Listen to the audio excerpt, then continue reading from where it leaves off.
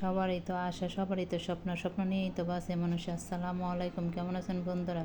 আজ চলে যেতেছে একটা মাজারে, কারণ শুনছি অনেকে নাকি মাজারে গিয়ে জিয়ারত করলে মনের আশা পূরণ হয়। তা আমিও বাচ্চামুখে আমিও যাইতেছি একটা মাজারে। যাওয়ার পথেই নৌকাঘাটে উঠতে হইলে আর কি সুন্দর গাং পাড়াইতে হয়েছে।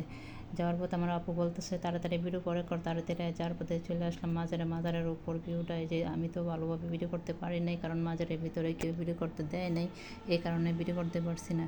তাই ভাবলাম একটু জিয়ারত করলাম। করার পরে যে জিয়ারত করার পর মাজার থেকে বের হয়ে যাচ্ছি, প্রথমে আবার ওই সিঁড়িগুলো পড়ছে। আমার আপু বলতেছে চল তাড়াতাড়ি, সন্ধ্যা হয়ে যাইতেছে। যেতে যেতে নদীর পার, যে নদীটা একটু আগে পার হয়েছি দেখছেন কি সুন্দর লাগে, কি সুন্দর পানি, পানি ফুকফুকে পানি। আমার বোনেরা তো নদীর পাড় দিয়ে হাঁটতেছে, আমিও হাঁটতেছি তাদের সাথে সাথে। হাঁটতে হাঁটতে গিয়ে সে কি সুন্দর একটা গাটলাটার মধ্যে তা আমি এদিক সেদিক না চাইয়ে বসে পড়ছি। বসে বসে এই যে ঠ্যাং ঝুলাইতেছে, আমার বোনেরা বলতেছে আবার নি ফরস, আবার নি ফরস। আরে কি এর ফরম, এদিকে দেখি কি সুন্দর, আবার গাটলার মধ্যে পানিও হাত ধোয়া যাবো। ও মা গো, কি সুন্দরই লাগতেছে। আমার তেমন না চাইতেছে আমি আর ফিরত বাড়িতে না আসি, আমি ওই জায়গায় বসে বসে সারা জীবন থাকি।